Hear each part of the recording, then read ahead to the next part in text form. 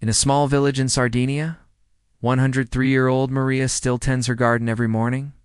In Okinawa, Japan, 107-year-old Kamada practices Tai Chi at sunrise. In Costa Rica's Nicoya Peninsula, 101-year-old Carlos rides his bicycle to the market.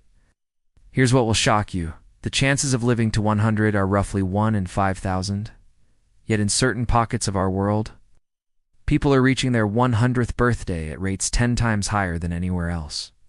But here's the mystery that's been haunting researchers for decades. These centenarians don't just share longevity. They share something far more surprising. Something that has nothing to do with their genetics, their healthcare systems, or even their diets. What I'm about to reveal will change everything you think you know about aging.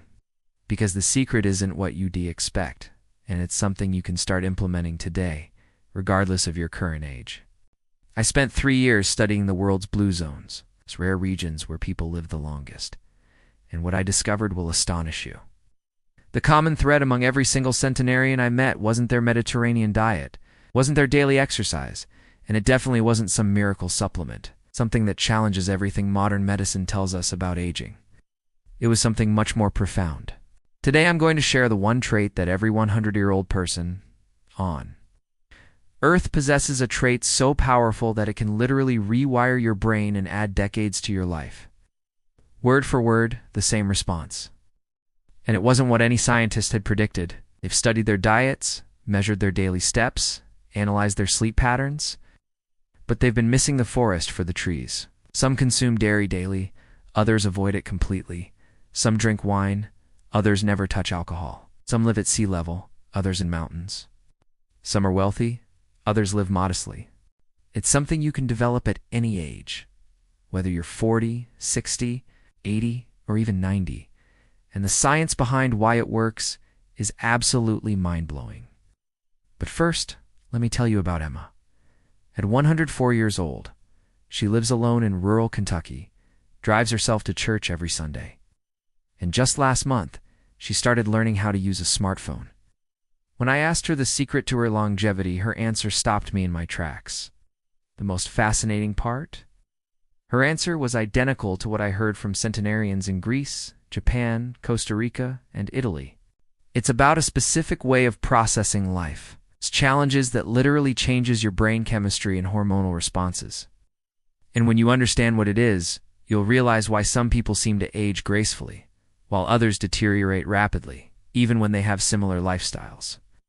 Modern neuroscience has proven that this mindset creates measurable changes in your body. When I asked her how she keeps going, she smiled and said something that made me completely rethink everything I knew about aging. It reduces inflammation, strengthens your immune system, and even influences how your genes are expressed.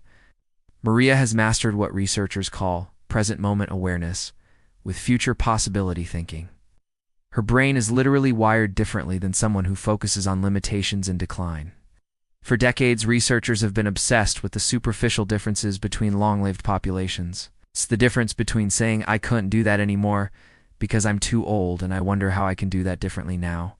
Their brains maintain plasticity, continue forming new neural pathways, and show less age-related shrinkage. Instead, they found something shocking. Many centenarians have the same health issues as people who die much younger, and even influence how your cells age at the molecular level. The trait that every centenarian shares is what I call adaptive curiosity. This is unnaive optimism. It's a trained cognitive skill that keeps the brain engaged and the body responsive. They have arthritis, diabetes, heart disease, even cancer. Your prefrontal cortex, the area responsible for executive function, stays active and engaged. Your hippocampus, crucial for memory formation, continues to generate new neurons. Most importantly, your brain produces higher levels of BDNF, brain-derived neurotrophic factor, which is like fertilizer for brain cells. When arthritis made it difficult for him to tend his large garden, instead of giving up, he became curious about container gardening. Now he grows more varieties of plants than ever before, just in a smaller space. The beautiful thing is that it's simpler than you might imagine. But it requires a fundamental shift in how you approach daily life. A new flower blooming, a bird she hasn't seen before, the way shadows fall differently. Her brain stays active by constantly processing new information. Traditional advice tells us to set rigid goals and stick to them, Centenarians do the opposite. They set intentions, but remain flexible about how to achieve them. They don't segregate themselves with only peers their own age. She says, "Children keep my mind young because they ask questions I stopped asking long ago." This cross-generational connection keeps their minds flexible and exposes them to new perspectives. Scientists have discovered that this mindset influences something called epigenetic markers. Essentially, turn certain genes on or off without changing your DNA sequence. When one path becomes difficult, they find another without seeing it as failure. In other words, this psychological trait creates physical changes at the molecular level. The other 75% is determined by lifestyle, environment, and most importantly, mindset. This means that the majority of your aging process is under your control.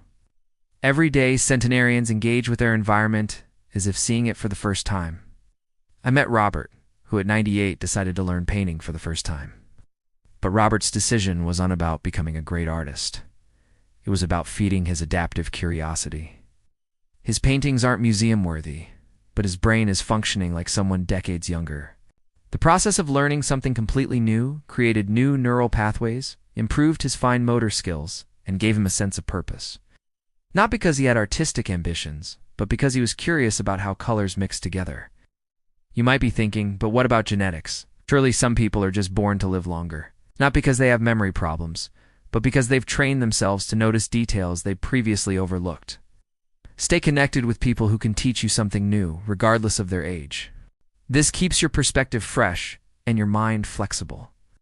Learning doesn't stop at any age. It just changes form. It's about approaching those realities with the mindset that has allowed humans to not just survive, but thrive for over 100 years. If you can't do something the way you used to, ask yourself, how can I do this differently? And it's the secret that could add not just years to your life, but life to your years. I have no idea what 104 is supposed to feel like, so I just feel like me. The question is whether you'll face them with adaptive curiosity or rigid resistance. The centenarians have shown us the way. Now it's up to you to follow their lead. Instead of "why can't I do this anymore?" it's this simple shift in questioning changes everything. They don't focus on what they can't do anymore. They focus on what they can do differently. And that change can start right now, today, with your very next thought. Your next chapter doesn't have to be about decline. It can be about discovery. They don't fear change. They're curious about what it might bring.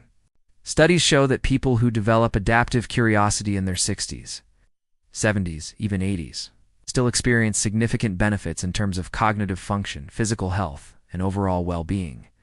The challenge made me more creative, he told me. The truth is, centenarians around the world eat vastly different foods. Every morning, set an intention to notice something you've never noticed before. It could be a detail about your neighborhood, a new aspect of a familiar person, or simply how your coffee tastes different today. Train your brain to stay alert and engaged with the present moment. But there's one psychological trait, one mindset, one approach to life that every single one of them shares. Here's what's really remarkable. This trait isn't genetic. You're not born with it or without it. Even identical twins who shared the same genes often had dramatically different lifespans based on their life choices and psychological approaches to aging. Let me introduce you to the concept that researchers are calling the Centenarian Paradox.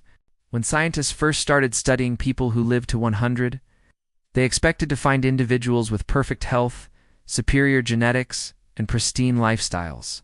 Damned on. So how are they still thriving, while others with similar conditions struggle? When standing for long periods became challenging, she didn't stop cooking. She redesigned her kitchen to work from a chair. The goal remained the same, but the method adapted. The answer lies in something psychologists call cognitive resilience, but it's not what you think. It's not about being tough or stubborn. Dr. Thomas Pearls from the New England Centenarian Study put it perfectly. Centenarians do unavoid disease. They delay it, compress it, and most importantly, they don't let it define them. But here's the game changer. This isn't just about attitude. Let me share Maria's story from Sardinia.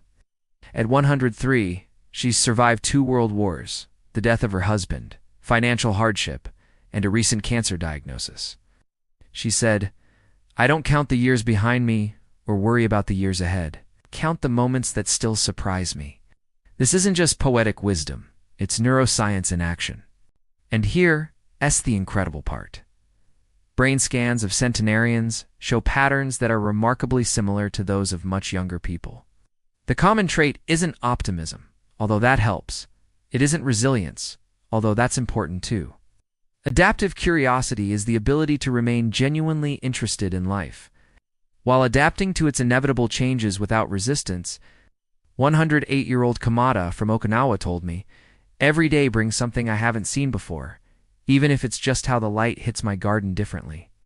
Here's what happens in your brain when you practice adaptive curiosity. But the benefits go far beyond the brain. Adaptive curiosity triggers the release of hormones that reduce inflammation, improve immune function. The research is staggering. People who score high on measures of curiosity and adaptability have 30% lower risk of dementia, 40%. Reduced risk of heart disease, 50% better recovery rates from illness or injury, significantly longer telomeres, which are markers of cellular aging. Carlos from Costa Rica at 101 embodies this perfectly. This is adaptive curiosity in action, not fighting change, but dancing with it. Now, you might be thinking this sounds wonderful, but how do I actually develop this trait? The first step is what I call wonder walking. Emma from Kentucky practices this perfectly. During her daily walk, she doesn't just exercise. She looks for things that have changed since yesterday. The second element is flexible goal setting. Maria from Sardinia wanted to continue cooking for her family. The third component is generous learning. Every centenarian I studied maintains relationships with people of different ages and continues learning from them. 107-year-old Kamada regularly plays games with her great-grandchildren and has learned to use video calls to stay connected with family. But here's what's truly revolutionary. Adaptive curiosity actually changes your gene expression. Studies show that people who maintain curiosity and adaptability have different expressions of genes related to inflammation, cellular repair, and stress response. The implications are staggering. This means that how you think about aging literally influences how you age. Your mindset becomes your biology. Now let me address the elephant in the room. Here's the surprising truth. Genetics account for only about 25% of longevity. The Danish twin study, which followed thousands of twins for decades, proved this conclusively. What's even more encouraging is that it's never too late to start. Let me share one more story that perfectly illustrates this principle. His family thought he was losing his mind. Why start something new so late in life? 3 years later, at 101, Robert's cognitive function has actually improved according to his doctors. This is the power of adaptive curiosity. It's not about achieving perfection in new skills. It's about maintaining the mental flexibility and engagement that keeps your entire system young. So how can you start implementing this today? Here are the 3 practical steps that every centenarian unconsciously follows. First, practice daily wonder. Second, embrace adaptive challenges. Instead of avoiding difficulties that come with aging, approach them with curiosity. Third, maintain learning connections. The centenarians I studied don't think of themselves as old. They think of themselves as experienced. This isn't about denying the realities of aging. As Emma told me during our last conversation, I've been 104 years old for exactly 1 day. That, my friends, is adaptive curiosity in its purest form. The question isn't whether you'll face challenges as you age. You will. Remember, every single person who has reached 100 started exactly where you are right now, with the simple decision to remain curious about what comes next. The journey to 100 doesn't begin with changing your diet or exercise routine. It begins with changing how you think about the journey itself. Thank you for watching, and remember, age is just a number, but curiosity is timeless.